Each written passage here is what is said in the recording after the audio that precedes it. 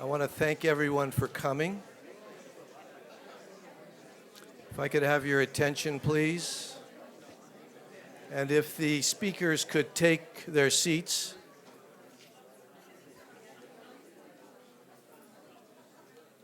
Mr. Delacour. My name is Steve Wasserman. I'm publisher and executive director of Heyday Books here in Berkeley, California, independent nonprofit publisher, founded by Malcolm Margolin for its first 43 years. And Malcolm is in the house, and we welcome him here. We are now in our 45th year of publication, and it is a great privilege to welcome you all to the Brower Center, and also to remind folks that if you have questions, you've been given presumably pieces of paper on which you could write those questions. They'll be funneled up to me. And we are being broadcast, aired live by KPFA. So I want to thank our colleagues at KPFA for bringing this event and making possible a listenership much greater than the 178 seat capacity theater here at the Brower Center. Each speaker will have about 5 minutes to compress 5 decades worth of reflection. And inevitably, this evening will be something of a disappointment because no historical deep dive into a thorny and knotty history such as People's Park presented, certainly no history as described by participants who, as any lawyer in the House knows, eyewitnesses often make the worst witnesses, and people had very different experiences. Nonetheless, we thought it good to bring together a kind of Greek chorus to describe what was, for many of us, a hinge moment, not only in our own personal development, but also in the history of the country, and indeed certainly of the city. Berkeley, in the years that I came of age, and I was then a junior, newly elected student body president at Berkeley High School in 1969, Berkeley in those years was heady with the scent of night jasmine and tear gas. It whipsawed, sometimes violently, between cliches, from the age of Aquarius to the age of apocalypse and back. Months before the first sod was rolled on the abandoned lot that became People's Park, and long before white kids found themselves in the crosshairs of shotgun-wielding police, Berkeley was rife with rebellion. And it would do to any real understanding of those events to remind us that the Bay Area had been engulfed for decades by multiple and successive protests. The most notable included the Anti-House Un-American Activities Committee protests of 1960, the great civil rights sit-ins of the spring of 1964 at the Sheraton Palace Hotel in San Francisco, along with the Auto Row demonstrations seeking an end to racial discrimination, which began in late 1963 and continued through the spring of 64. The free speech movement, of course, in the fall of 64, followed by one of the nation's first teach-ins organized by the Vietnam Day Committee, and some of those veterans are here in the audience. In May 65, and 3 months later, the efforts to prevent the passage of troop trains through Berkeley. And then, of course, came the founding of the Black Panther Party in 1966, and the anti-draft demonstrations in Oakland in 1967, and then the use of tear gas to disperse the May 1968 demonstration on the corner of Haste and Telegraph to show solidarity with striking French students. One of those demands, an imperishable demand, is be realistic, demand the impossible. We took that to heart. It was followed by the violent effort to break the Third World Liberation Strike at Cal in February 1969, and it culminated in the ruthless suppression of People's Park protesters in May 69, which saw the death of one onlooker, the blinding of another, the indiscriminate gassing of the campus by a National Guard helicopter, the imposition of martial law, and the month-long occupation of the entire city by thousands of armed troops. It is hard at this remove, 50 years later, to apprehend what the critic Greil Marcus once called the moods of rage, excitement, loneliness, fatalism, and desire that buffeted Berkeley and the world in those turbulent years. Upheaval was the order of the day, from New York to London, Paris to Prague, Mexico City to Chicago, Berlin to Berkeley, and the zeitgeist seemed to be one of extraordinary possibility. Making history became both an individual and collective imperative. The personal became political, and vice versa. Passivity and complacency were out, activism and participation in. The upwelling of People's Park embodied these yearnings, particularly a politics of joy. The stark and brutal smashing of our hopes was a hammer blow. The immediate aftermath of People's Park coincided with a growing romance with ideology and a sense that the apocalypse loomed. Despair deepened, extremism beckoned. Berkeley in those years contained less a politics than a collection of extremely seductive moral sympathies. A year later at Kent State in Ohio, 4 white students were killed protesting the widening war in Indochina, while 2 weeks later, 2 black kids were gunned down at Jackson State in Mississippi. The iron fist of the state played well with an electorate who saw us as little more than petulant brats who ought no longer to be indulged by hardworking taxpayers. The strategy worked. Ronald Reagan, then the governor of the state of California, catapulted to national prominence and would embark on his ultimately successful campaign to win the White House 10 years later and to launch the long counter-revolution to undo the achievements of the New Deal.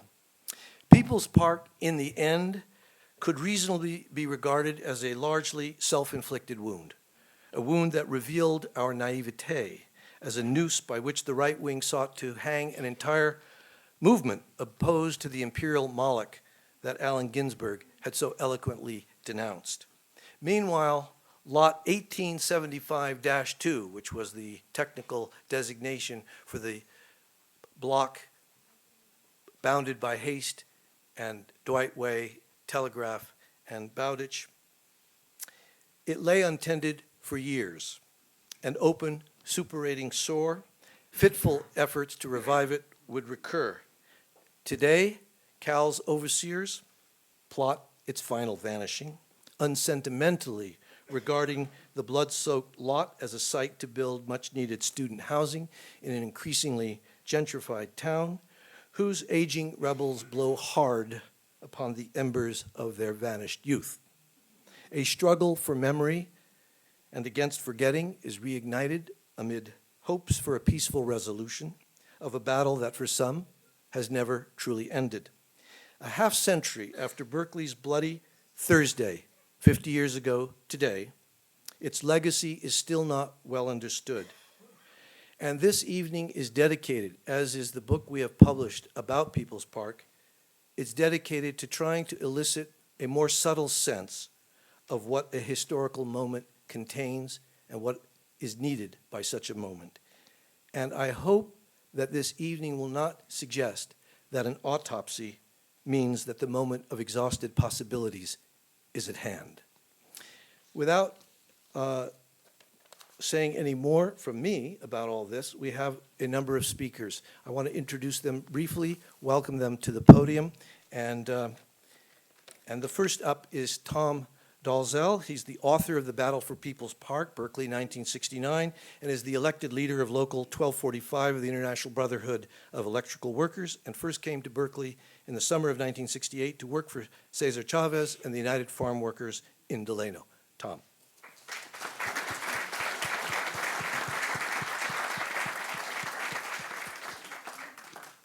You know, I look out and I'm really honored by some of the faces I'm seeing. At the risk of just mentioning a few and hurting the feelings of others, let me just point out Anita and Lee, great veterans of the free speech movement, here with us tonight.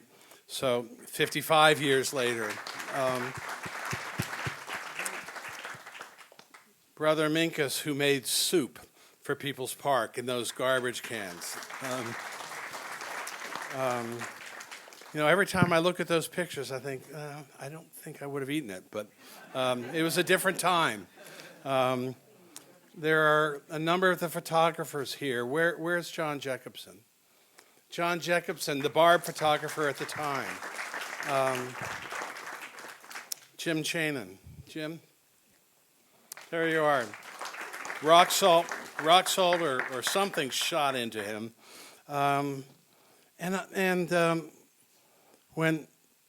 When Steve said we're not here for an autopsy, that's because although we focused on 40 days and 40 nights, that was not the end of the story of People's Park. And the story continues, the struggle continues.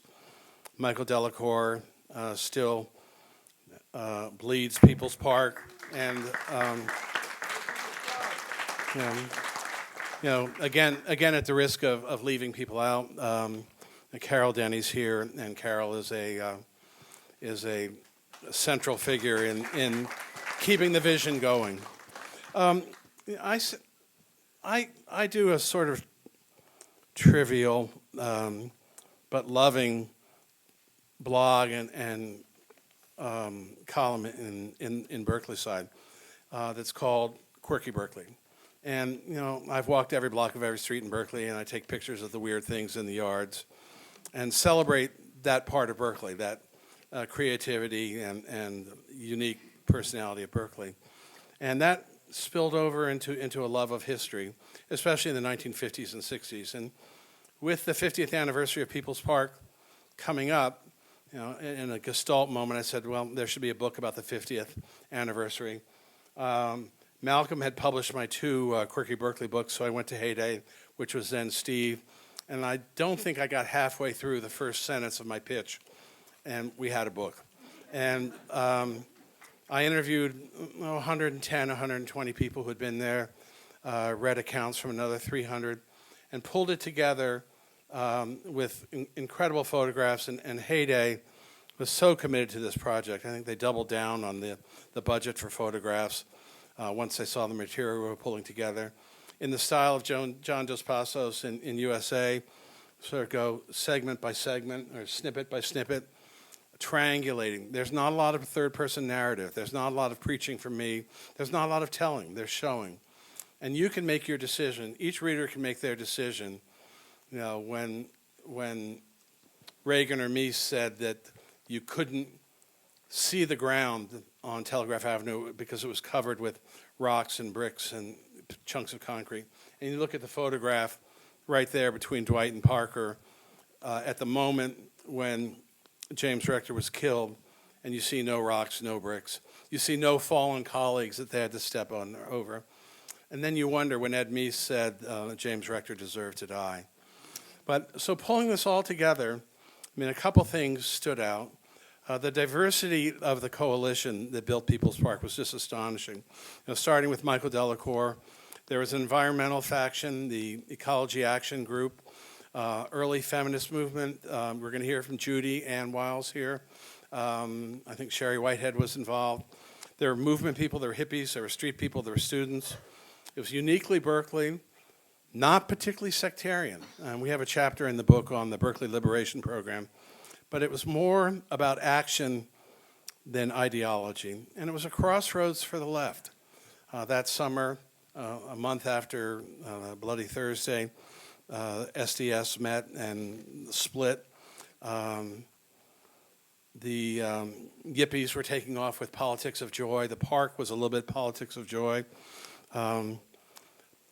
But it was a crossroads for the left, and we tried. I was working for the farm workers at the time. I wasn't here. But we tried and are still trying. And Reagan had an agenda, which was to eradicate that mess in Berkeley, along with welfare cheats and urban rioters. But you built a park. And so enough from the, on the seismograph here, and here's the earthquake sitting here. So enough with the seismograph, onto the tremors.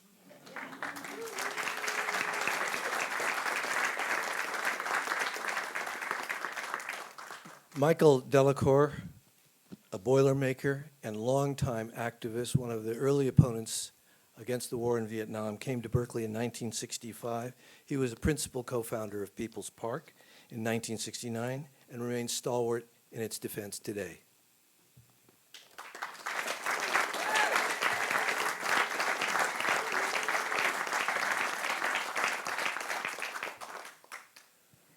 All I'm also a member of the Teamsters and SEIU. I'll give a short statement, and then the brothers and sisters of the park have helped me write this, or have written most of it for me.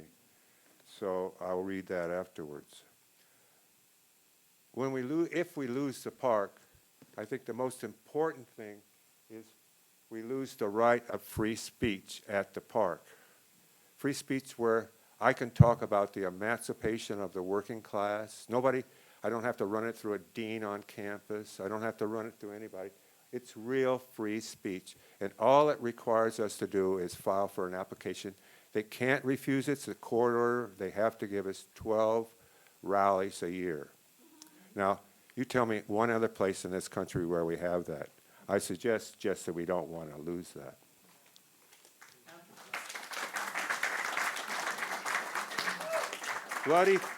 Bloody Thursday was a murderous military-style climax of Ronald Reagan's assault on activists and students who dared to demand free political speech on their campus, racial and cultural equity in their education, and an end to illegal bloodbath in Southeast Asia.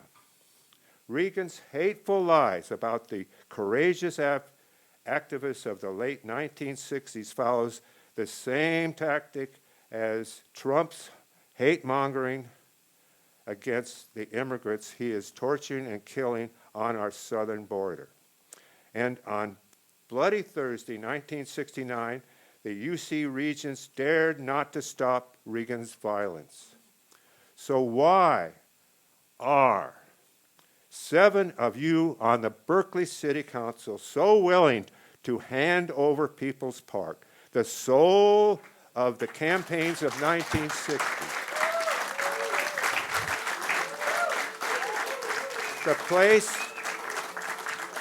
The place people around the world think as Berkeley's political epicenter.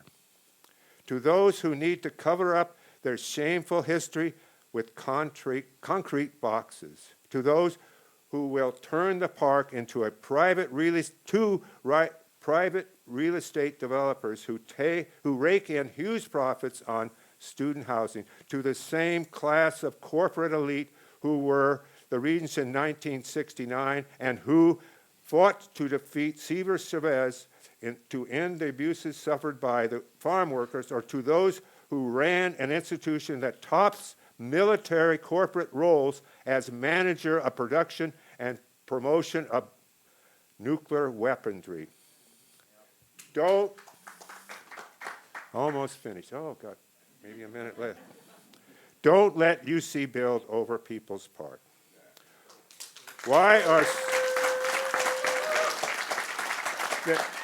There are so many alternatives. Buy it, lease it, help the community run it. Landmark it. We've got that. National landmark, not city landmark. Well, we've got to have the university's permission. People's Park has earned a user development future. Save People's Park. So I got a minute and 11 seconds here. So whoever the brother was that yelled out this idea that we're going to win it through reform in this capitalist country, I think, well, I'll agree that most of the people that I deal with, they believe in something here. You got to believe in something. So they believe it's possible that we could get them to sign it over and we could have the park there by their fruition or their whatever it is. They'll give it to us. I don't believe that. We're to get the park or to be in this sort of standoff thing that we've been in 50 years. I think we have to continue what we've been doing, not begging somebody. We have to build ourselves to where we're strong, to where they won't vamp on us, where they won't tear us up. 15 seconds. Well, listen, it's really great to see all you here. I can't believe it. You know, it's just amazing that we're all still alive and we're still into this thing. Thank you.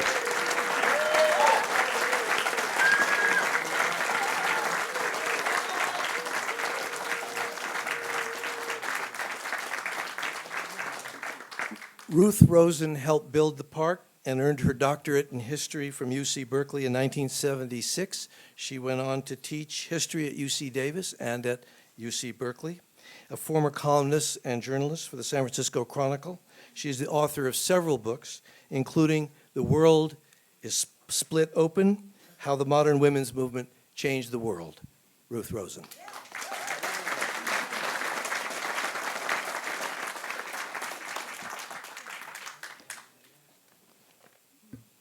By 1969, I had been involved in the anti-war movement for 6 years. I was a history graduate student with responsibilities to teach seniors in their seminars.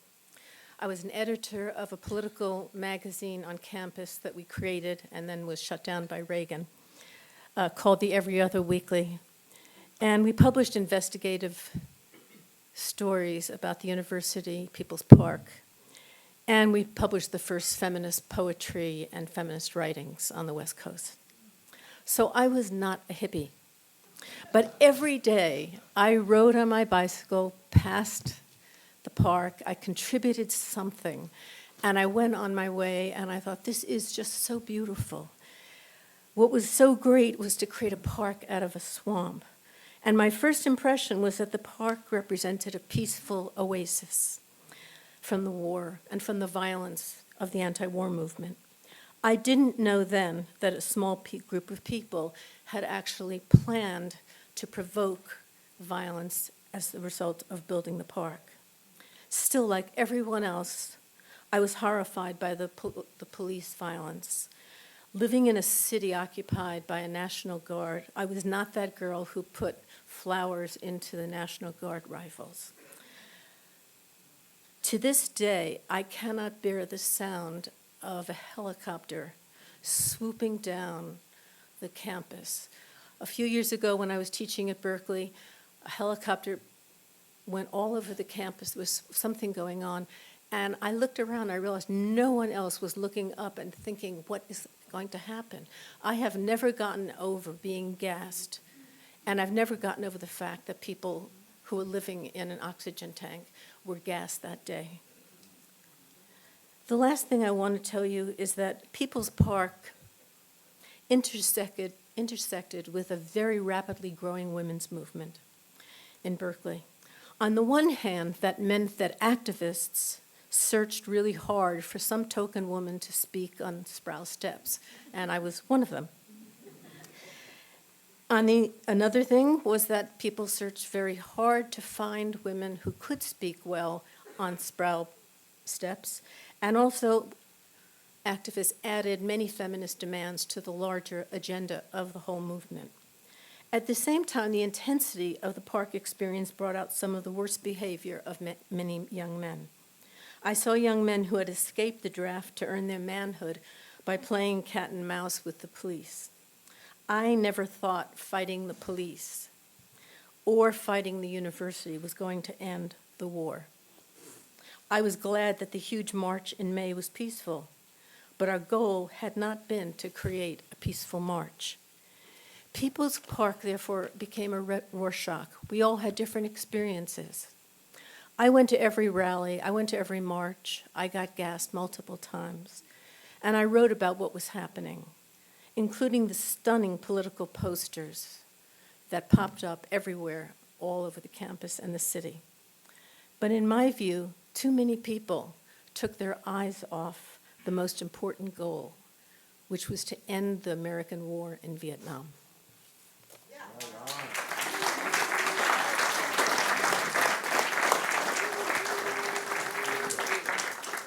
Dan Siegel was the incoming student body president of Cal, and it was his call to action on May 15th that prompted thousands to stream out of Sproul Plaza on that fateful day. I was one of them.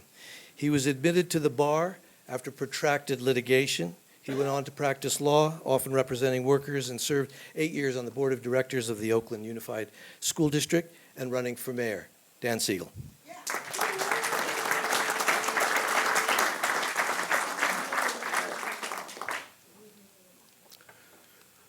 I'd like to start by thanking everyone for coming out tonight.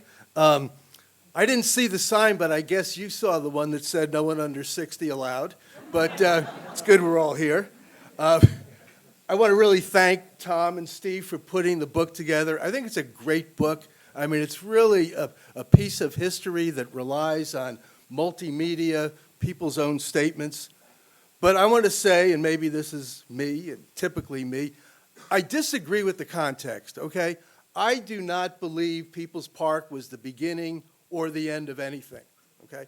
I think that People's Park was an important battle in a fight that had been going on already for many years of the campus community, students and people who live in Berkeley, to have some control over their own destiny and their own space.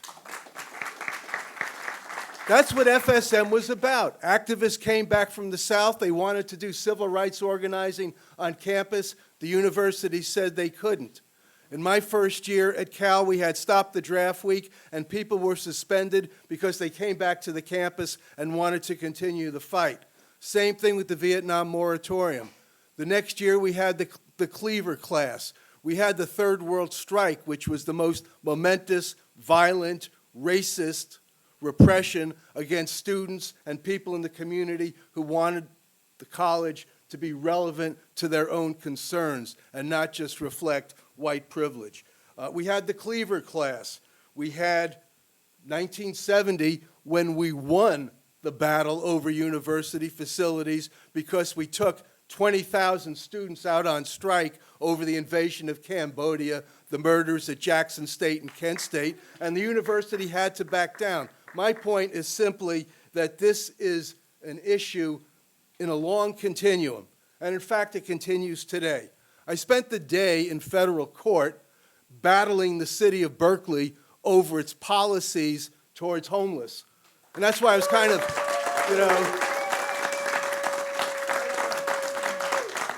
amazed that the current Berkeley mayor, who makes Wally Johnson of the People's Park days look like a liberal, overseen an administration which treats homeless people like trash, criminalizes their behavior, attempts to wipe them off the street, and fucking sexually assaults them, fucking harasses them. that's right, exactly, and which over this past weekend smashed a free box that people had put up at People's Park to share food, clothing, medical supplies with poor and homeless people. So I'd like to hear Arigon get up here and defend the city's behavior because it's no better than what we faced in 1969.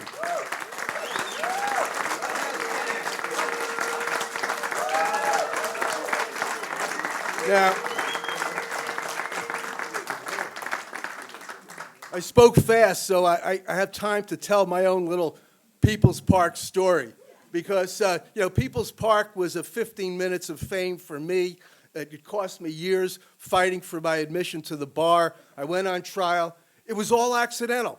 I had just been elected student body president. I walked out onto the campus of Sproul Plaza. I knew the rally would end at 1 o'clock because that's what had been the rule since the FSM. And John David Bachrach, who was an ASUC senator, said, "Hey, Dan, you should say something. You were just elected." So I got up and I made my speech, and it was fairly incendiary, and I don't apologize for that. But I fully expected that when I was done at 12:37, other people would get up and say, "This is what we planned, and this is what's going to happen today." And I would sit down and join the crowd.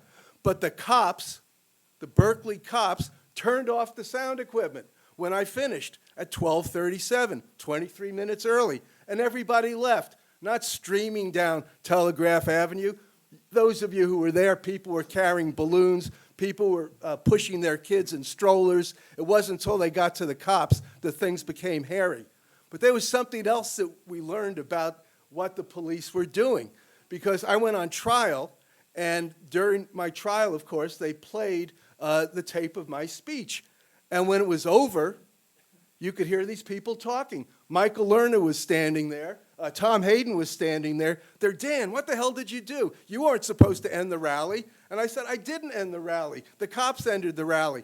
But that conversation was picked up on the tape that the police made, because within the big microphone that carried my voice out over the plaza was a little tiny microphone that was connected by a wire to a tape recorder in the basement of Sproul Hall. So they not only were able to record our speeches, but they recorded all the conversation that took place around the speaker stand. So, you know, that's my admission. I guess I've used up my time, but thank you all for being here again.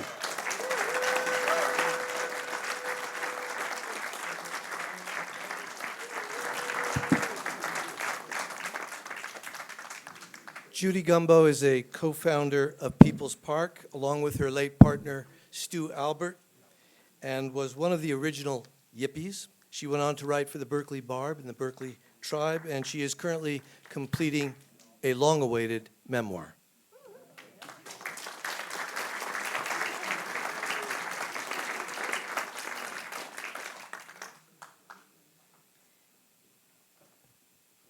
Thank you, and I'm really delighted and want to repeat what Dan said about thanking Steve and Tom.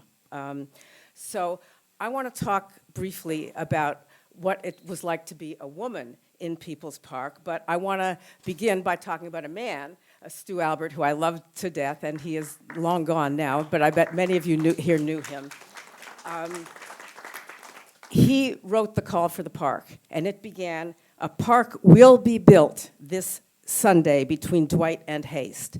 And so it happened.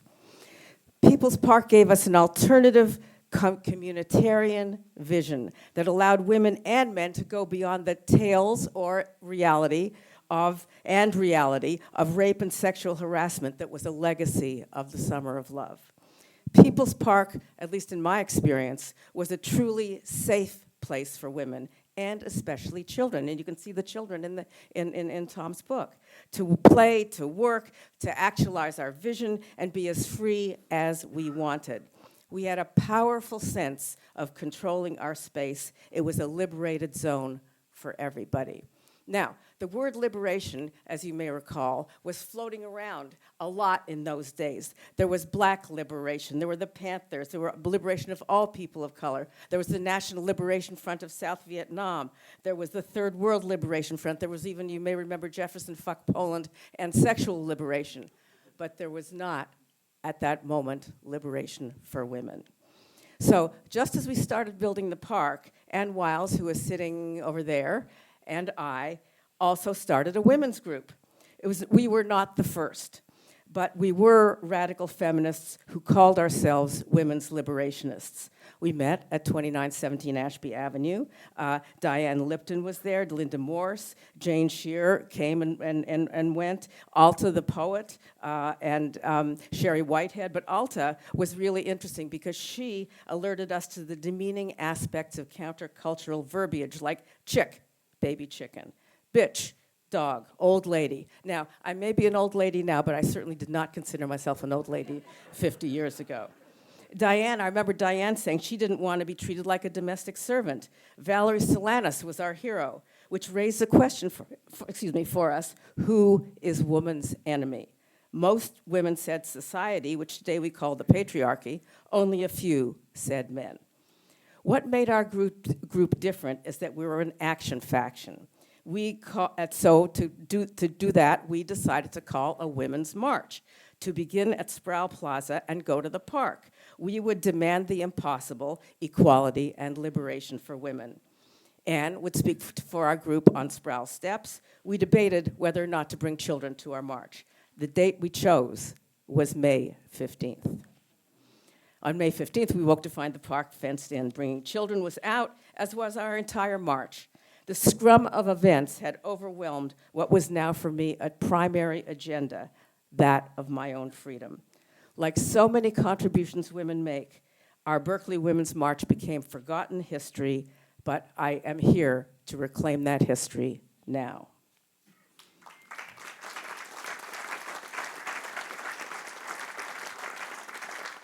So in the first days after the park and after the occupation, Barb editor Max Scheer published an article I wrote on women's liberation. I just want to read the very end of it for you, because it's still cool.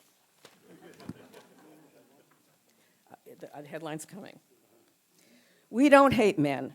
We dig them. But when men continue to oppress us after they have become conscious of what they are doing, then they are part of the enemy. We will fight against our oppressors, regardless of their class, race, or sex. We are part of the solution, and we will ally with everyone who wants to overthrow this rotten system. Power to the people.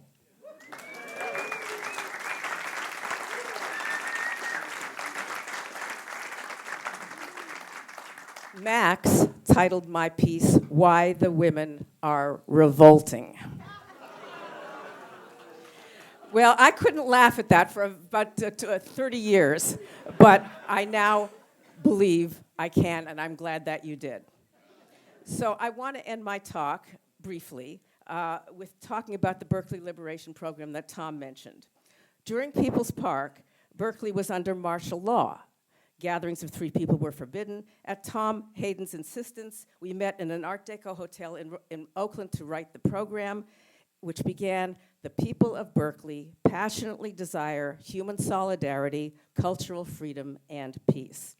If I had more time, I'd tell you a little bit about point number 7, the only one of the 13 liberation points that got implemented. We will protect and expand our drug culture. Hey, marijuana's legalized. We did that one, that's the only one. But the point I want to talk about, again, very briefly, is point number 5. We will struggle for the full liberation of women as a necessary part of the revolutionary process. We wrote point 5 in the women's restroom in a time before separatism, but at the beginning of identity politics. We will create an unfettered identity for women. We will end job discrimination. We will end manipulation of women as consumers and exploited sexual objects. We will not tolerate harassment in our parks. We will achieve full control over our bodies. We will end all forms of male supremacy, inequality, authoritarianism, and male chauvinism by any means necessary.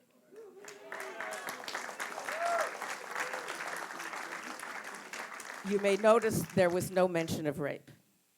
It was 50 years before the Me Too movement.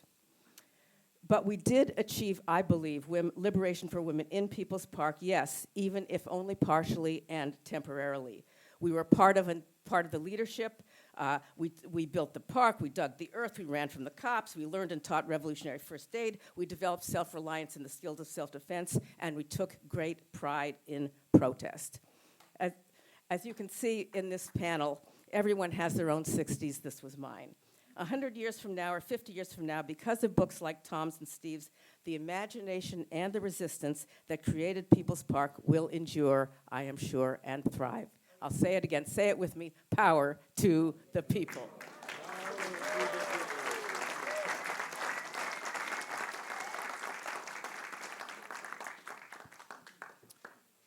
Michael Lerner, a leader of the Berkeley chapter of SDS, had taken out the original permit for the Sproul Plaza rally on May 15th, 1969, which was to have been about the issues of Israel and Palestine, but which, in the event, was devoted to People's Park. He was later branded by J. Edgar Hoover as, I quote, one of the most dangerous criminals in America for his opposition to the Vietnam War. He received a doctorate in philosophy in 1972 from UC Berkeley. Later, he became a rabbi and founded the Jewish progressive journal Tikkun.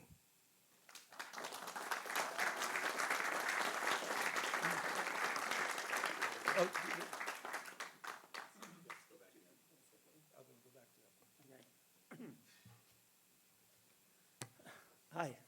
Hello, everyone. 5 minutes, 4 points. First of all, these are about things that I thought I learned from People's Park. Nonviolence is better than violence.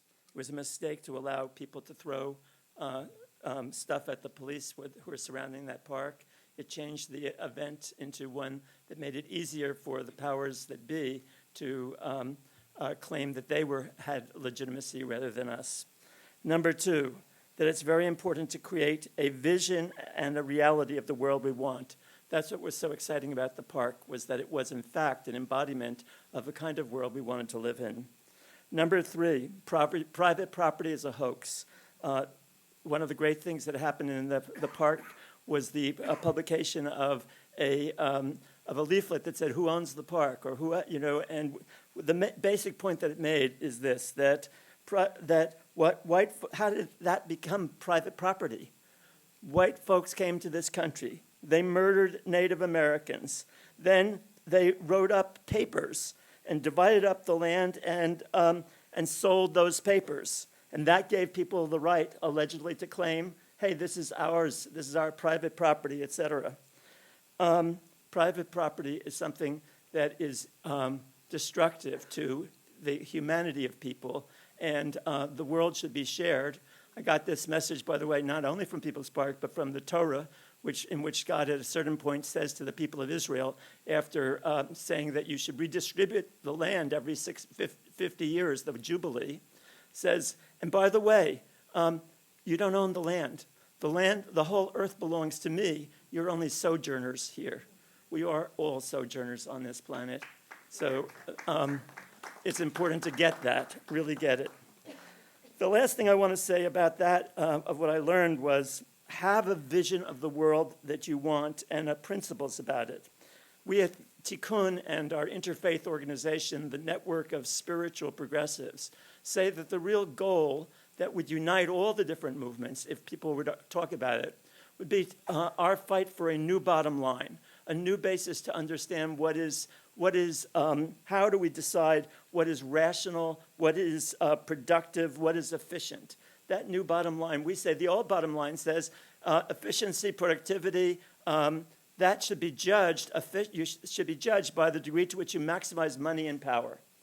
And what we say is no, that really what should count as a new bottom line that actually is intrinsically in all the social change movements is this.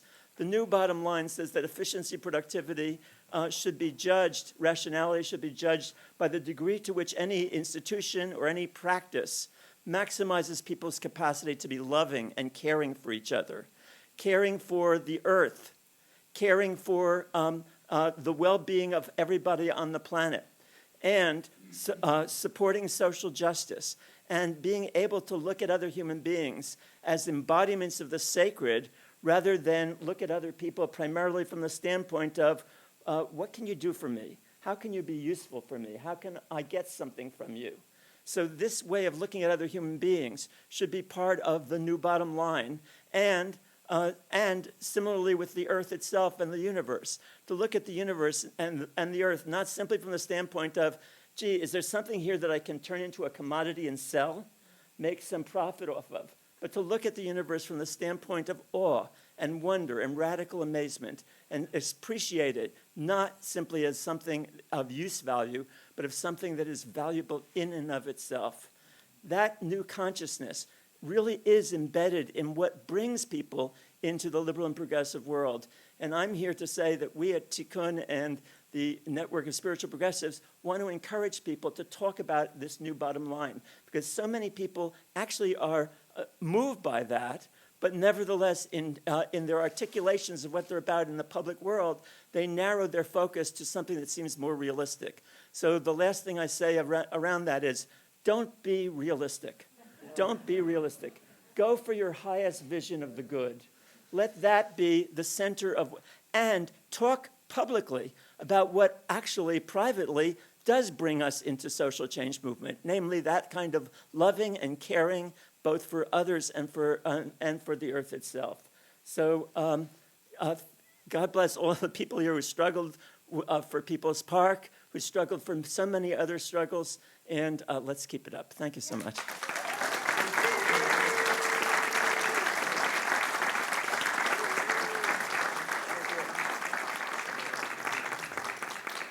Jane Shear helped make possible one of the country's first alternative newspapers, the Berkeley Barb, which I remember selling as a 14-year-old on Telegraph Avenue, my hands blackened with the ink of that paper, which seemed to come off the moment you even looked at it.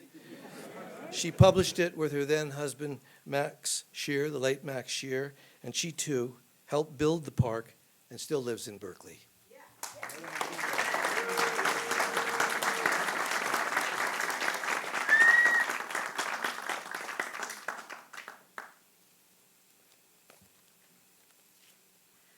When the park was formed, a few of us naively imagined that a social revolution, thank you, had begun. Which reminds me of William Wordsworth's lines on the French Revolution. Bliss was it in that dawn to be alive, and to be young was very heaven. Those are my feelings. I anticipated a glorious future. Quoting Dickens on the French Revolution, it was the best of times, it was the worst of times. If creating the park was the best of times, what was the worst of times? Was it when a helicopter swooped down, spraying tear gas on the somewhat sacred ground where the free speech movement and Slate were born? No, the worst of times were when Donovan and others were shot and James Rector was killed. When the helicopter gassed us on Sprout Plaza, we sprinted down Bancroft, and I remember Michael Delacour saying, very companionably, "You shouldn't run in those boots," these same boots. "You should wear sneakers." I could run well in these boots, and I enjoyed being chased by the National Guard. Nowhere in my reading in this book does anyone say that dodging the National Guard was exhilarating, and that eluding the Guard was at times an exciting game. Reagan, Mies, and the rest accused us of insincere mischief-making. Nothing could be further from the truth. We were angered by the arbitrary use of brute force by state law enforcement and by the dissembling opportunism of the politicians. Those were our thoughts, even as there were concurrently moments of lightheartedness. As the park took shape, Michael Delacour rented a huge flatbed truck, and one day he asked me to drive it to the city to pick up the playground equipment.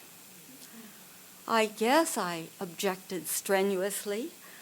I certainly should have. I had never driven a truck. But Mike said I could, and I should. So I drove the truck to San Francisco, and the equipment was loaded and tied down, and I returned to Berkeley.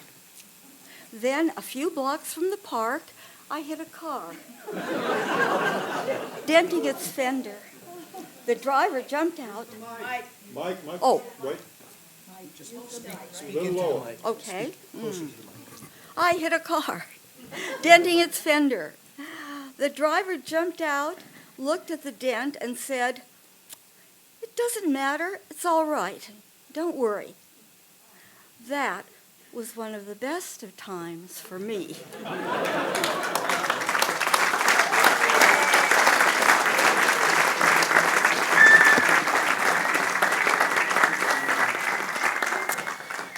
Dove Shalom Shear, the daughter of Jane and Max, was a child during People's Park and went on to help build schools and houses for peasant farmers during the Contra War against the Sandinista government in Nicaragua. She makes her home here in Berkeley. Please welcome Dove.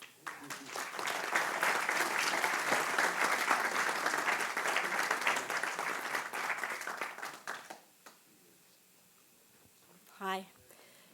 When I was 8 years old, where the park is now was a dump. There were old cars that were rusted and trash that people left there, and there were the remains of the houses that had been knocked down. And when it rained really hard, the basements of the old houses would fill up with water. And I remember one time we got an old mattress and threw it into one of the enormous puddles and got a stick and jumped on the mattress and pulled along and sang sea shanties and talked about going down to Davy Jones' locker.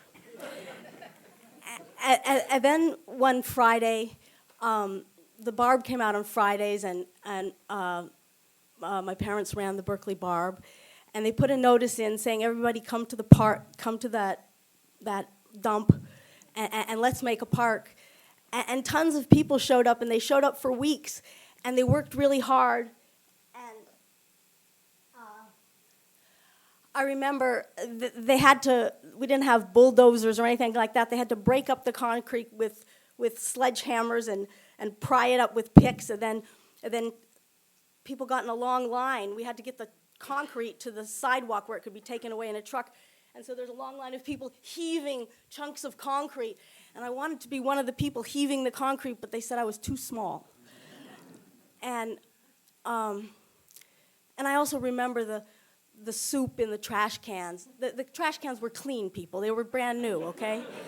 And everybody brought, it was like stone soup. You know, everybody brought something and put it in the water, and we made a fire and put the can on the fire. And if I really concentrate and think, I can remember the taste of that soup. And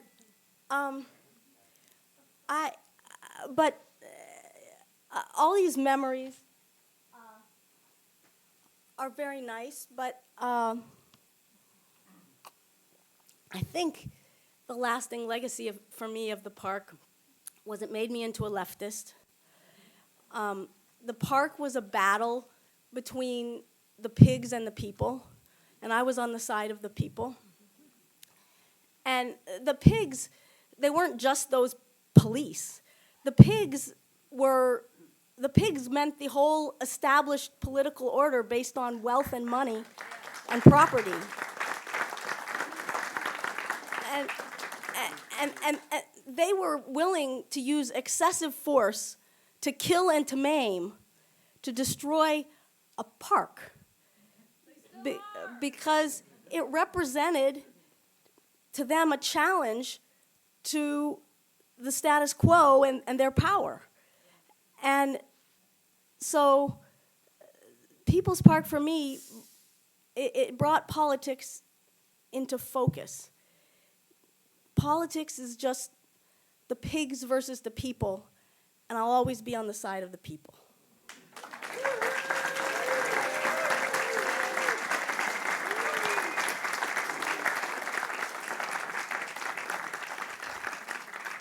Nacio Jan Brown was a 26-year-old photographer in 1969, and he took many iconic photos of the upheaval, including the famous photograph of the military helicopter spraying CS pepper gas indiscriminately over the Berkeley campus. School children in elementary schools a mile and a half, 2 miles away began retching in their classrooms. I was in Lower Sproul when that occurred. 1 out of every 5 photographs in the book we've just published, The Battle for People's Park, Berkeley, 1969, was taken by this young, enormously talented photographer.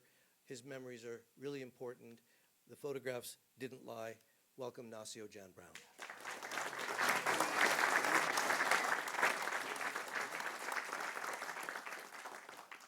Thank you. Before I start, let me thank Tom and Steve for putting this book together. That's got to be said, and not forgotten at the end of the shuffle of all this other stuff. One of the things that just occurred to me, hearing about the helicopter, that unless you're of a certain age, you won't remember it, and that is that the sound of the helicopter coming was the same sound that we heard every night on TV from Vietnam. The whoop, whoop, whoop, whoop, whoop. And it was really uncanny to hear it over Cal. Sirens 24/7. You guys hear the sirens 24/7? Like, it's still fucking happening. People get abducted off the street every day, taken to these fucking psych hospitals where they get fucking raped every fucking day. I have a UC Berkeley police officer admitting to me face to face that he's proud to be a rapist. You ask what has changed, it's gotten worse. Your oppression is worse. If you could please hold your comments and questions till after the speakers speak, I think that would be best for the enlightenment and illumination of every issue on the table and those that are in the air. Thank you. One of the things I want to talk about, several people have asked me, how come no one's ever seen these photographs before, which largely is true. I started photographing in 1965 at Cal, and by 1966, I realized that my subject matter wasn't going to be rocks and trees and streams. It was going to be what was going on in Sproul Plaza, and that never changed. I photographed from 66 on, as I said, and by 1969, I was looking for a way to get my photographs introduced to a photo agency in New York called Black Star, which was a prestigious photo agency. And one of the things that I thought was, well, what I have to have is a body of work, a coherent body of work on a single topic. And I'm going to shoot it in color, because that would be the preferred medium. Black Star would sell to Life, and it turns out that they sold mine to Paris Match. The minute People's Park started, I knew where it was going to go. And I wonder, in their heart of hearts, if anybody that was involved in starting the park really thought it was going to end with a park being there. To my mind, the university, there's zero chance that the university was going to tolerate that. There was nothing in my mind about people getting killed or blinded, but the idea that it was going to work, that was just for me, it was a non-starter. This just was not going to happen. So I started photographing the park from the very first day, which was the 20th of April. And I would take my work every couple of days over to a photo lab on Mission Street and have them processed and pick them up the next day. Bloody Thursday, when Bloody Thursday came around, I knew that I was fortunate in, well, fortunate is an odd word. I was on the roof and I got pictures of Rector, and especially being carried off the roof, pictures of Alan Blanchard. And at that point, I knew I needed to take the pictures over to Rommel, the processing place, right then, and send them to Black Star, because this was news. So I did, and I sent this stuff off to Black Star, and they sold a nice 4-page spread to Paris Match. But they didn't send me the pictures, the slides back, and these were original slides. I didn't want them. I didn't expect them to send them back, because what they do is they keep them in their catalog for, selling again and again and again. It was probably 25 years later that I got the slides back, and at which point it was ancient history, and so they just went into a drawer, and I never looked at them. And in fact, I didn't really look at them before I sent them very carefully. So I didn't know until this book came up what I had, because there was never any particular reason to dig out the pictures. So again, thank you. Both of you, for providing a reason for me to dig this stuff out. The thing that changed for me in People's Park, and Jane Shearer alluded to this, up until People's Park, one of the aspects that didn't get talked about a lot was that demonstrations were partly a lot of fun. It was cops and robbers, and we were the good guys, and they were the bad guys. And we would run around, and if you had a mind to, you'd throw a tear gas canister back. I never really agreed with breaking a lot of windows or smashing anonymous cars, because, what if the car you smashed was, the guy really needed it to get to work the next day? Starting from Stop the Draft Week, which I photographed, that never seemed like a good idea.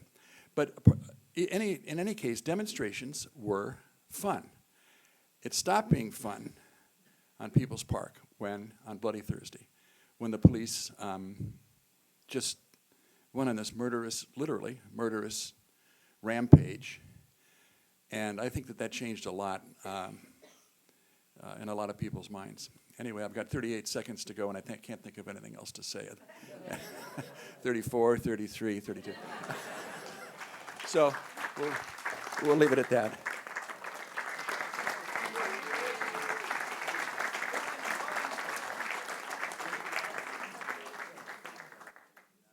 Jesse Arigon, the son of farm workers, is the first Latino and youngest mayor in Berkeley's history. He's a graduate of Cal, the first in his family to go to college. Mayor Arigon.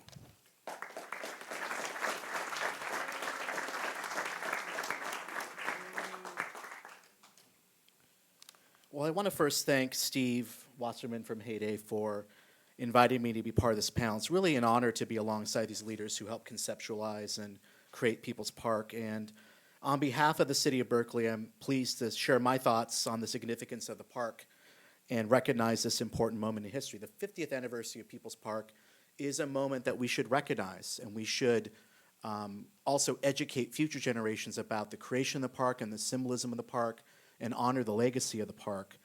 And I want to take this opportunity to thank Heyday and thank Tom Dalzell for producing an amazing book.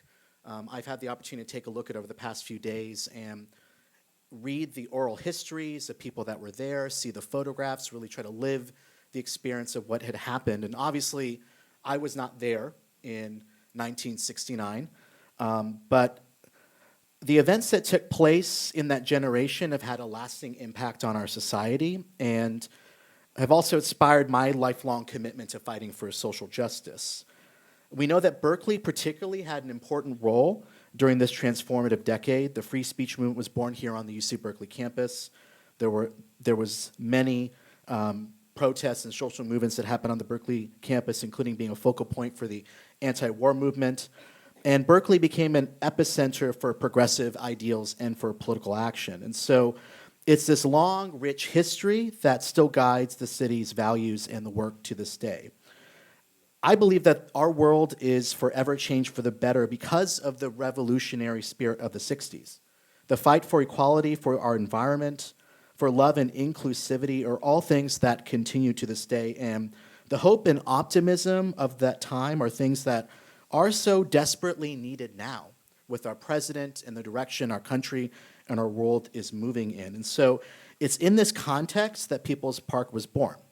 The creation of People's Park was truly a culmination of movements that took place throughout the decade in order to create a vision of cooperation and free expression.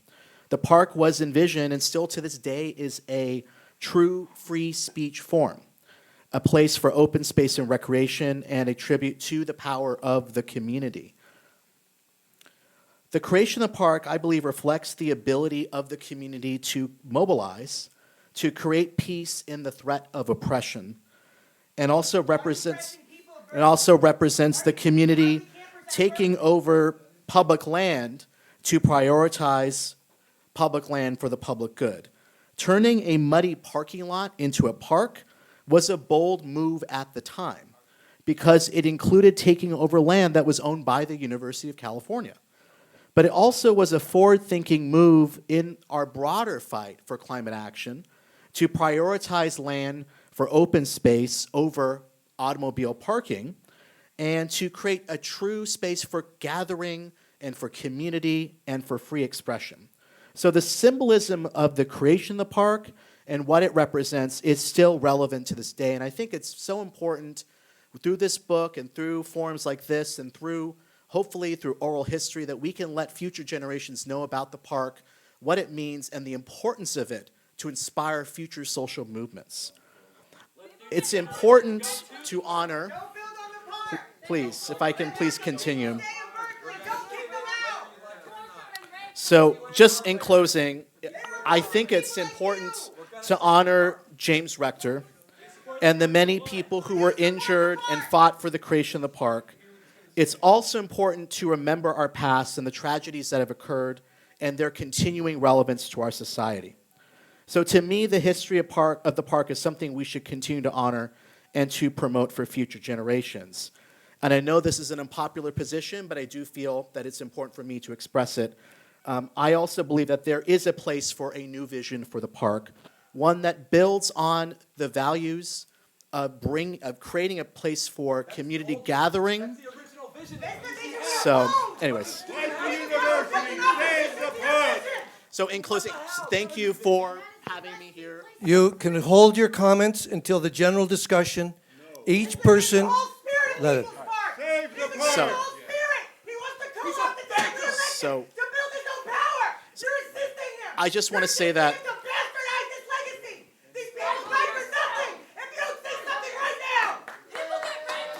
I am here. Okay. I think that we should probably. Okay.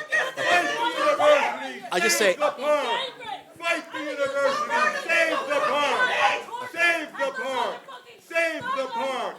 Save the park! I just want to say that I think free speech involves letting all perspectives be heard.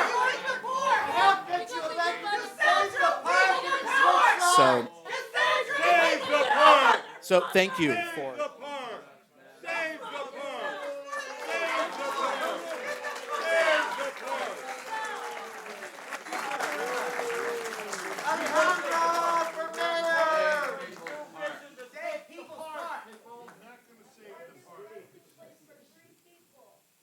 For the moment, let's accept the proposition that the Brower Center is a liberated zone where everyone can speak their piece and their opinions will be subjected to public scrutiny.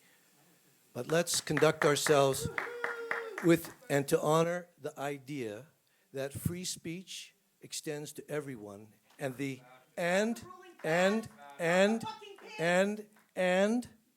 the best way to combat speech you dislike is to counter it with a more compelling argument.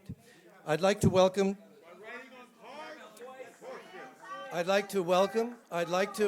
It's one of the interesting things about publishing this book that we always knew that people would come out of the woodwork, including people whose voices we wanted to include in the book, but we didn't know how to reach. I received this afternoon an interesting email, and then I spoke on the telephone to someone I didn't know.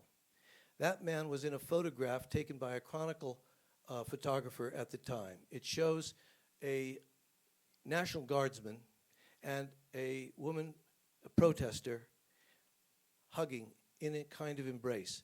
It isn't clear from the photograph who initiated this embrace exactly, and it wasn't known what was happening in that. That former National Guardsman reached out to me today. I said, please come. I'd like to hear what you have to say. I'd like to ask you to welcome Robert Thompson, former National Guardsman.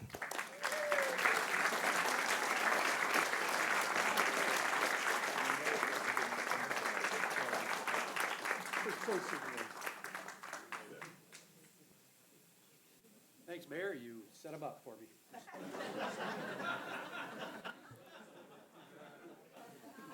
Never fails. As Steve said, first, thank you, Steve, for inviting me today. This is a shock. When I woke up this morning, I had no clue I'd be standing here tonight with you folks. I want to say it's been 50 years. How you doing? Last time you saw me, I was in a gas mask standing in the Chancellor's house area. The woman, she initiated, I'm part of the Me Too movement, so I would never have initiated that. She came to me with a flower, and she wanted to put it on me. The next frame of that photograph, if it exists, would show me doing this with my rifle, saying, what do I do now? So it was a shock.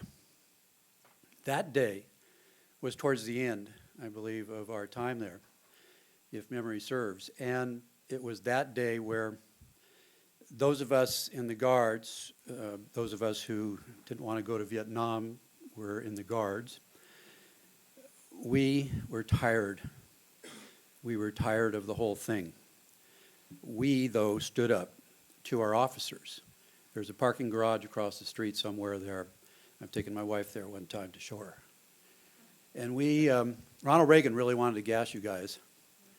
He really wanted to gas you guys. And it was our platoon, our guys sat there, and we were mostly college educated or going through college, and so had some brains. And we spoke to our officers. They asked us, can you guys handle this?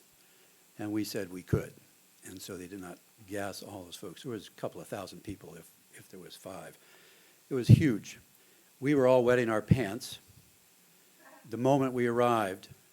And I don't know the street, but it's right in front of the college. So the day that we arrived, we got out of our trucks and we got into our V formation, which we had trained over and over and over for, never thinking we would use it.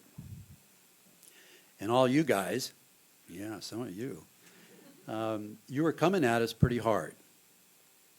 I was 22 at the time. I was from San Jose. I had no idea what I was doing there, except standing in a V formation with my bayonet on. And then the days sort of blurred by because you all protested sort of like when you wanted to. And somebody said it was fun. Yeah, it was fun because you showed up and we had to go, and then we had to come back to the marina, and then we had to go because you were doing this thing on a time clock, right? You guys know, yeah, right? Yeah, you did that. And it was fun for us too, sort of. But then after 17 days, it gets kind of a blur. One of the times where, and this is why I can relate to some of the things that go on today with, some people who are trained in military. There are moments where you get turned, your brain sort of adjusts in a different way. And we were clearing the Sproul Plaza area right by Sather Gate. And I got separated. This is on Channel 4, by the way, if you want to watch it. I'm sure they have a film of it. I got separated off to the right. And I happened to have been interviewed a lot and on a lot of different video for some reason. I don't know what was that about. But that day, being separated from my group, I was alone, and I had chased down some folks going through the little group of trees there to the right. Some of you probably know those. And for some reason, bayonet attached, I swung around the training-wise, and this fellow who was probably a football player, and I swung around and just out of training, I hit him with the butt of my rifle on his elbow. And he did not like that. And he turned, and my bayonet swerved around right at his neck. Yeah. Now, people don't realize that we also had rounds. It's never discussed. We were locked and loaded. Kent State could have happened right then and there. Calmer heads. You guys, I say you guys, but the kids came around me and circled me, and they started to come in for what they would thought would have been the kill, and I grabbed my rifle, and I started swinging it, bayonet first. And the only thing I said there that day was, all I want to do is go home. And I kept saying it over and over. Sort of out of my mind. I would never do something like that again today. But again, training does that. And I was speaking to our last speaker here who was injured. The people that are coming back from Iraq, Afghanistan, joining the police, going and being on Border Patrol, these folks have been changed. They're easily retargeted on their objects. This is a concern I have for my grandchildren, my kids, and all of y'all. So it's time to recognize that and know that the forces are still there. The Reagans are still there. And you need to fight for this park, guys. And Mayor, let me just say this from the guy that was hugged by a peaceful woman. You need to save the park. Thank you, Steve.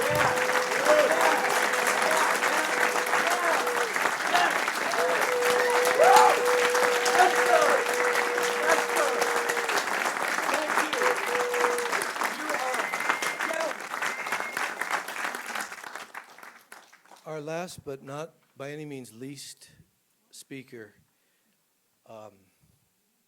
you may recall from a photograph that was taken of him that became a kind of iconic photograph of that struggle. There was a man, young student, who was gut shot by an Alameda County Sheriff deputy who nearly bled out on the street. He was strapped to a gurney, taken to a hospital, and in his pain flashes a peace sign. Tom Dalzell, indefatigable wrangler of all these voices that we braided together in this tapestry making up this book, discovered that this young student was still with us. And who was he? And he found him living in Oxnard.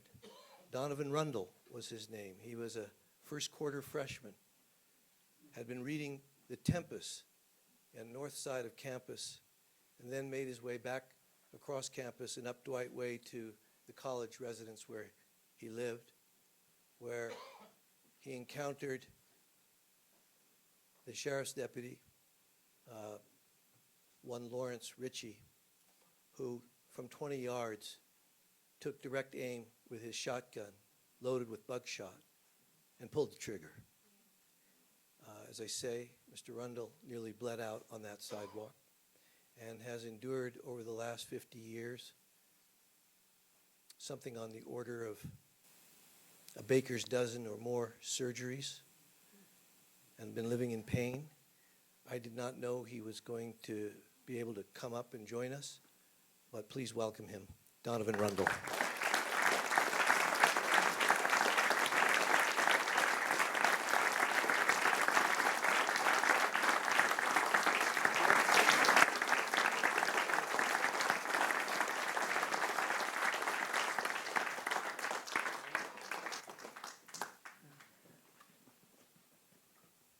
Hello, I'm Donovan.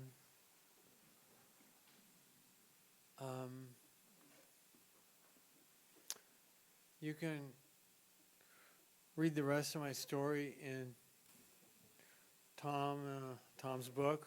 I hope you will. I don't want to go into too much of that. I was basically just a kid. I'd worked hard to get to Cal. I wanted to have my 4 years. Didn't get them. Got a couple of colostomies and spent my 17th summer learning to empty and change a colostomy bag. So I think there were a lot of people hurt, and I think there's some kind of a number thing here that's supposed to tell me how much time I have. But I would just like to take a few moments of silence to reflect on our common humanity, whatever divisions we may have, gender or politics, race, nationality. We are all human beings. And that's the true order. That's the first thing about us before we go into these different divisions. And I would just like to have a moment of silence to honor James Rector, Alan Blanchard, those of you who were crushed physically, emotionally, mentally by the forces that also crushed the park, and just going to take a few moments now to ponder on that.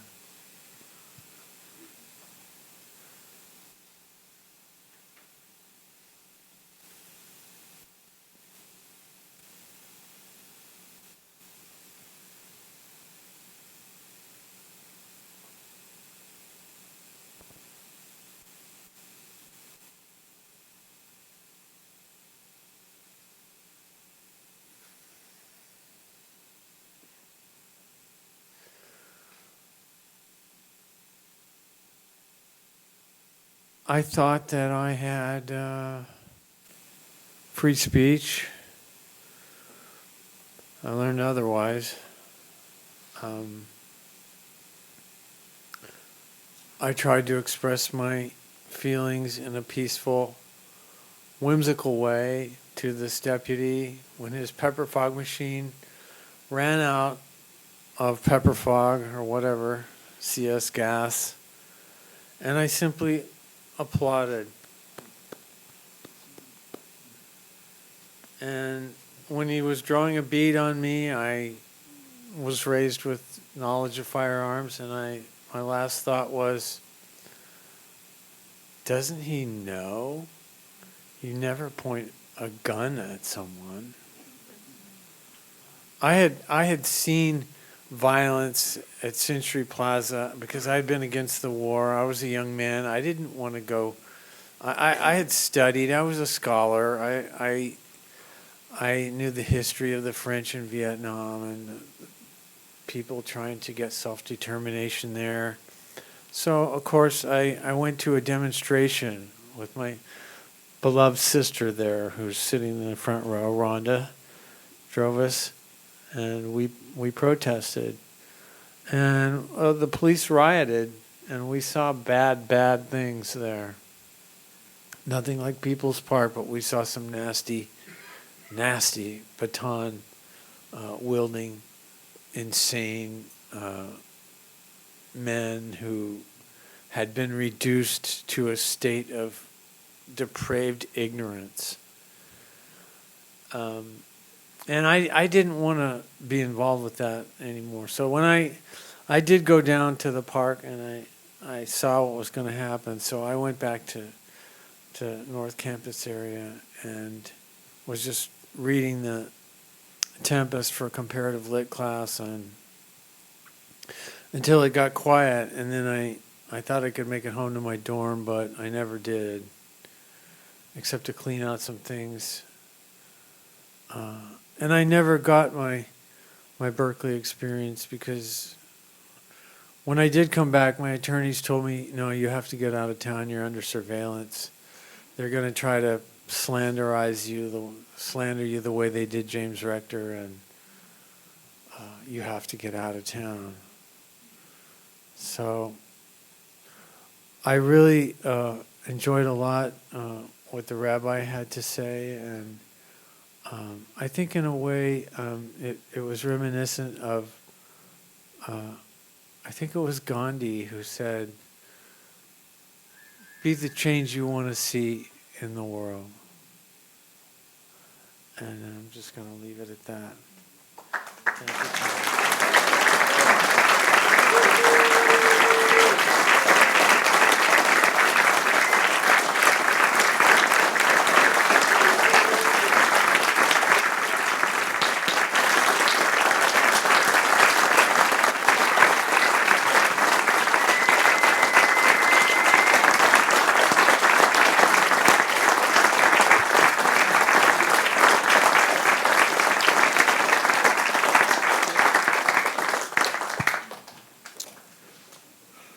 And I want to thank everyone here for their patience while a diverse group of people tried to recollect those days and try to tease out what lessons, if any, could have been learned from that experience. And now we'll have a bit of a conversation back and forth. Bear with us as a microphone. There are a few microphones, so I ask people to speak directly into them. I also have received a fistful of questions that had been handed to me. If there are others, if you might make your way to hand them to me, that would be helpful. And I guess the first thing I'd like to ask, is there anyone here on the dais who would like to respond to one or another thing that any other person said for which you would like to either add a story or a comment? One adjustment here, especially for Donovan. The National Guard actually behaved well for the most part. There were a few incidents, but it was the police and sheriff and higher patrol that were out of control. And that's part of why we were brought in, because they actually made the situation worse. Now, again, I don't have command information on that.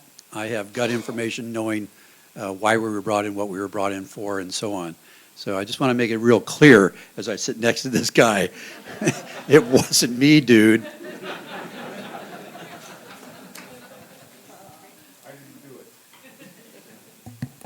You know, there's a small detail about Donovan's shooting. he was shot, I think, on Chilton, below Telegraph. And Lawrence Ritchie, who shot him, was the sheriff who had shot fatally James Rector. And he was about 2 months out from Vietnam. He'd been a machine gunner in a helicopter there. I mean, he was driven with post-traumatic stress disorder. And he locked and loaded for a second shot. And a bystander knelt down with Donovan as he was bleeding, got between him and Ritchie. Ritchie didn't shoot. And that bystander was Mario Savio. A little twist of history, twist of fate. And, I met a lot of people in this, and I'm really proud of the book. But the best part of this entire experience, including seeing this wonderful book, is having Donovan as a friend and brother. There's something I want to say about the value of the book, and particularly Ignacio Brown's testimony in the book about the murder of James Rector, because Ignacio was on the adjacent rooftop and watched and photographed what was going on. And you think about how history can be distorted. I don't know if other people saw it last weekend in the Pink Sheet in the Chronicle. There was a kind of review of a TV program. And the person who wrote it, I forgot his name, talked about how the sheriffs who shot James Rector were responding to a hailstorm of rocks and stones coming from the roof where James Rector was standing. Ignacio's testimony completely refutes that, but it shows how important it is to stand for your understanding of history and not let others write it.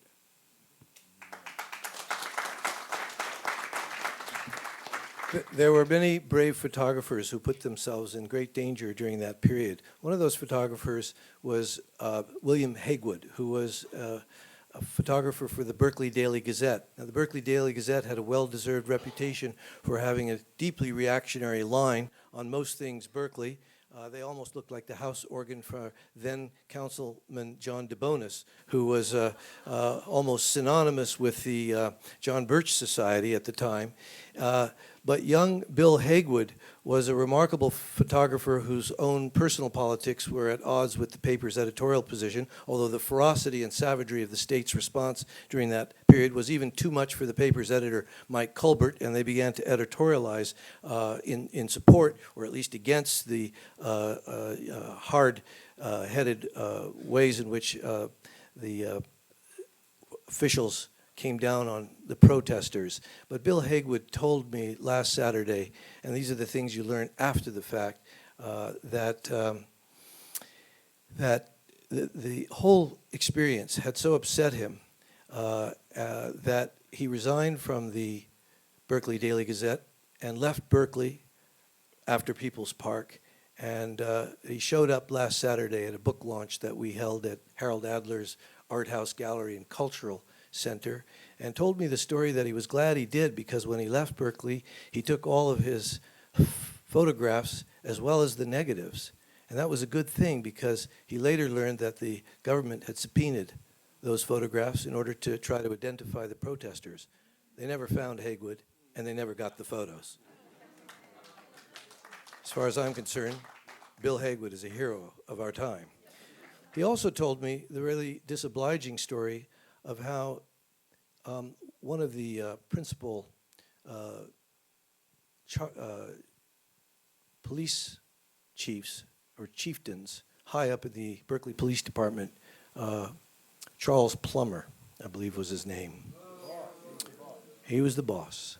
And Mr. Plummer died at the age of 87 a few years ago, and was quoted astonishingly at the end of his life as saying his only regret was that they should have come down harder on those folks in Berkeley. It's it's of a piece with the sentiments by Reagan and Mies and Madigan and the others, sentiments that are on offer in the piece that Bob Scheer, who would have been here tonight were the fact that he is in Hawaii for reasons best known to himself and his wife. I have a hard time trusting a place that has to import its toilet paper, but nonetheless, he thinks that's a good place to go for a little vacation, but sends his regards, and we have included in this book his account of his experience being arrested and brutalized in Santa Rita with so many other people, a piece that was on the cover of Ramparts magazine in August of 1969, an event that was covered very well, called A Night in Santa Rita. And he remembers the quote that Sheriff Madigan gave, that they were going to treat the protesters and the arrestees the way that the U.S. Army was treating the Viet Cong. And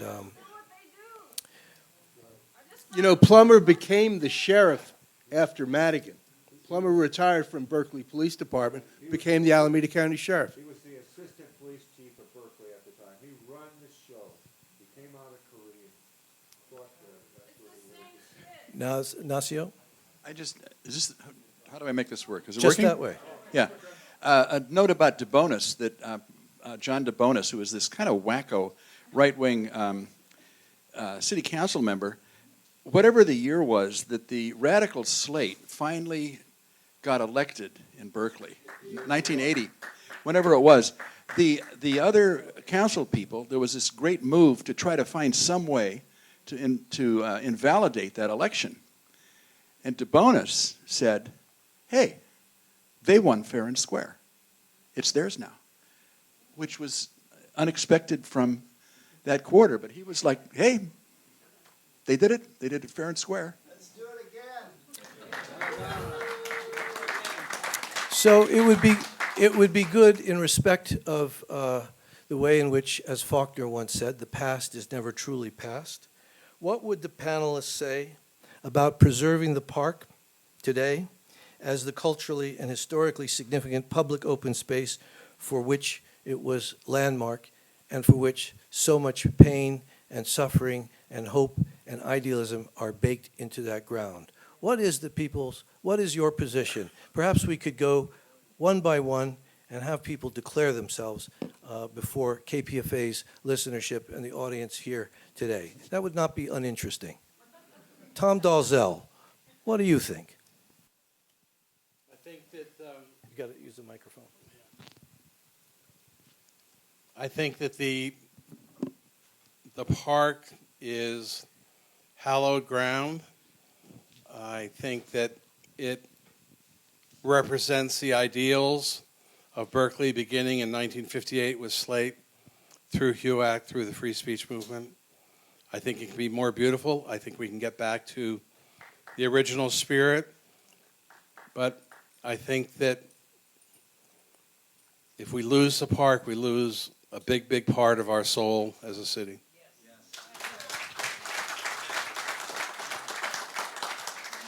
Well, on that line, if you look at sort of our history as workers, when we're defeated, Jesse, in which you will suffer the most out of our defeat if we are defeated, is it takes a long time to recuperate.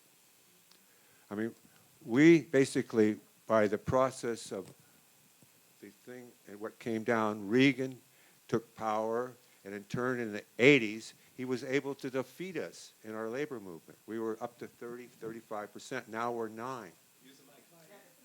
I'm sorry. Now we're up to 9, 10%. So the process that took place here, it has been 33 years since we started to win strikes, the last year or this year, through the teachers and a couple of other smaller strikes. So we're now on an upswing. So I think it's my best argument. We don't want to lose the park when we're on an upswing of our class. It's my best argument. I'm not sure what should be done to keep the park and in what way it should be shaped and envisioned. But I would I had an office around the corner from the park, and I'd like it to become a place where a woman at night can walk across the park and feel safe.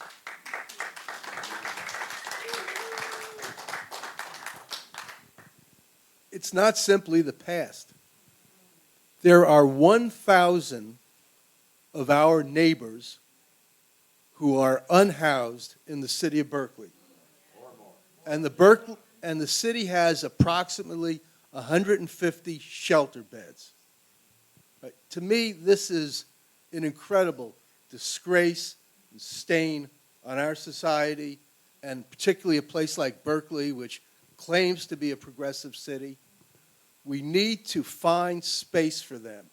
As part of the case that I'm working on, the judge ordered us to identify places where people could stay, not on the sidewalk, not where they're kicked out into the street every day or every other day, not where they freeze, not where they get sick. We've already had 6 homeless people die in the city of Berkeley this year. Think about that. These are our neighbors. They're not Martians. They are people like us, like our family members. People's Park is a place that could house 30, yeah, there's tons of sites in the city of Berkeley, but the city will not cooperate with this effort. And to me, a legacy of People's Park is that we need to fight for the kind of decency that our society owes everyone. I agree with everyone who wants to bring back the park and the spirit and the vision that we had 50 years ago. I agree with Dan that people who are homeless need housing and jobs and mental health care and whatever they need to make a life that is not on the streets and is not having to sleep in the parks. I can't imagine what it must be like to be homeless on a day like this. But I also want to point out that students should not have to drive 2.5 hours to find a place where they can afford to live. Please don't interrupt. You'll have your chance. I'm about to talk about money, if you'll give me a chance.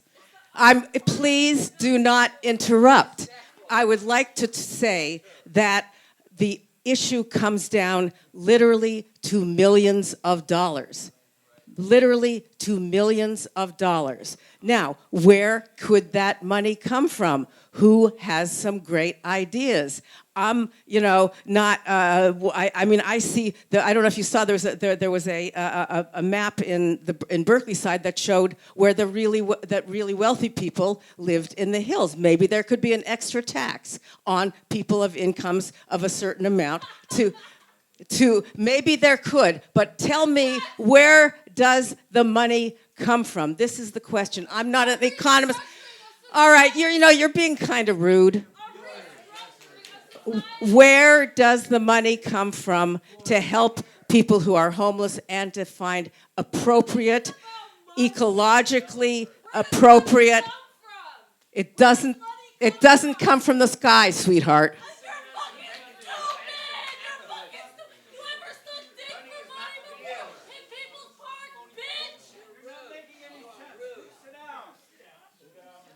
So that is my concern. My concern is how we address all these issues. And I'll tell you something, yelling is not going to get you anywhere. So we'll just sit here quietly. That's a really good strategy. Now,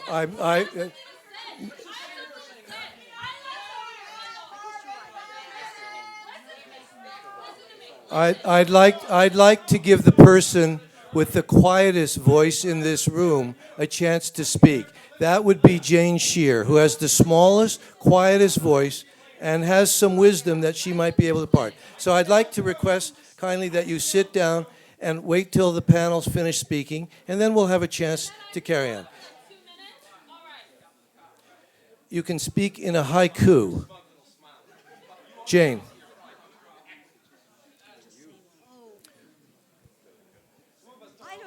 have a vision as You have to speak into the microphone, Jane. Oh, I don't have a vision. At one point, the university seemed to be making the park into, well, at any rate, I really don't have a vision for it. I'm sorry. Dove. I really came here to speak about People's Park 50 years ago. I'm not very informed about the various issues that a lot of people are very informed about here.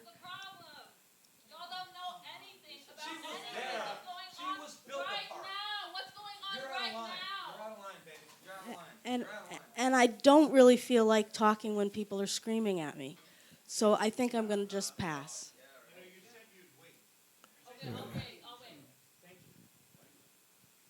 Well,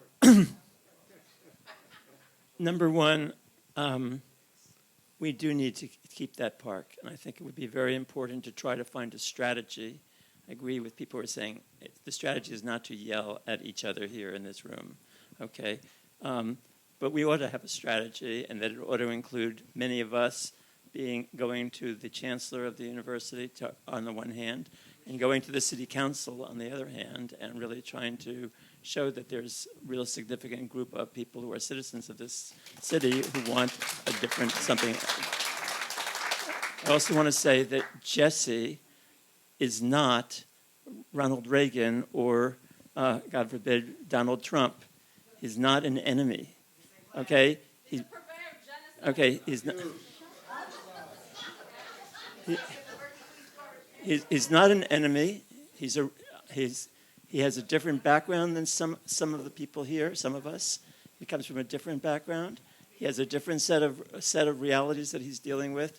He's not a bad person. He's somebody that can be reasoned with and talked to, and that's what we should be doing.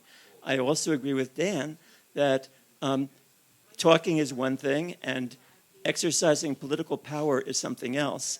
And we ought to both talk in a reasonable way, and we ought to organize political power in a way that pushes people who are going to be up again for election to know that those who supported him and others in the past may not be able to do that again if there isn't a sign of real courage coming from the leadership and the mayor.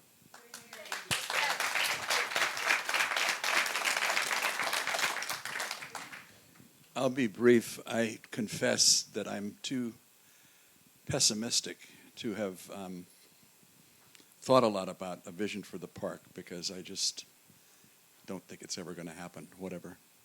Sorry to be a downer, but I just, that's my experience, that they're just never going to let anything like a park happen, really.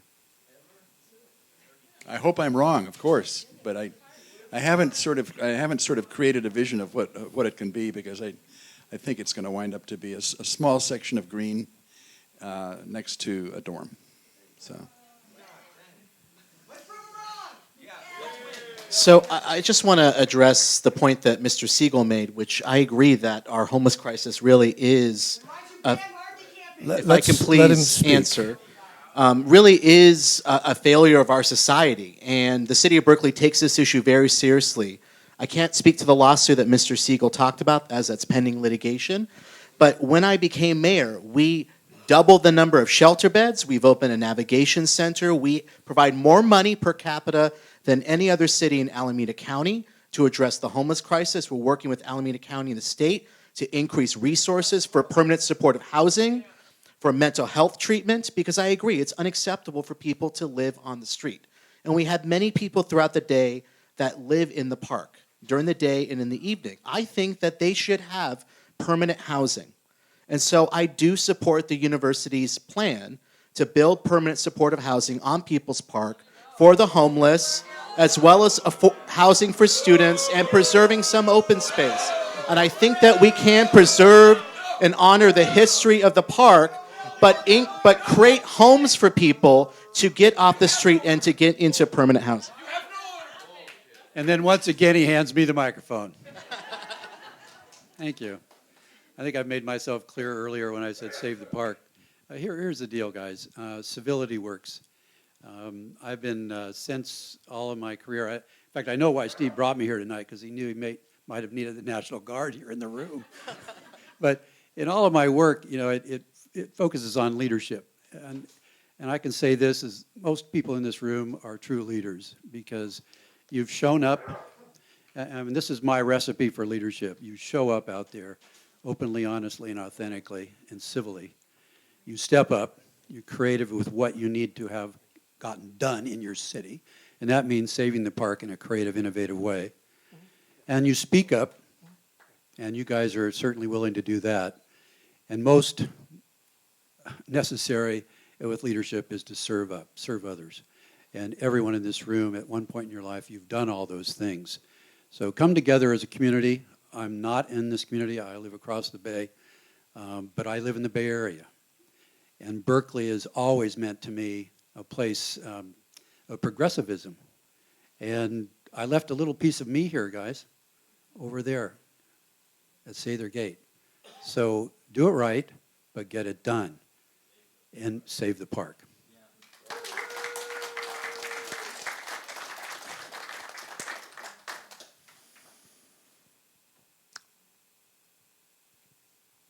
I don't think I'm a stakeholder, except in a very minor way, perhaps.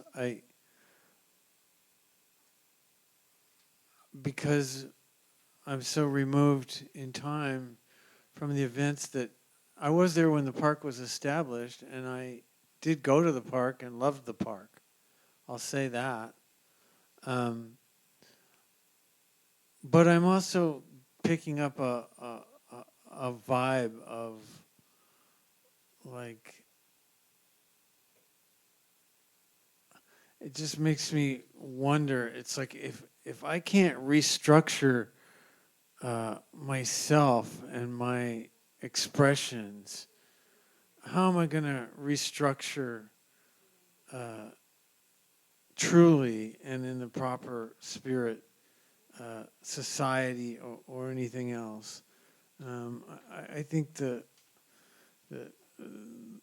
problems probably come down to the usual suspects of greed and attachment, I, me, mine, and those kind of overwrought feelings of anger and hatred. I just don't see how those are going to produce something in the spirit that I saw 50 years ago that seemed to me like something remarkable, something almost magical. But as I say, I don't live here, so I'm sorry, I have no wisdom about it. Well, wisdom, of course, is elusive, but the lived experience of every one of the people in this room and in the listening audience in KPFA have something to do and something to say. And as Scoop Nisker once so marvelously remarked and repeated over and over again during those times, if you don't like the news, go out and make some of your own. Thank you very much.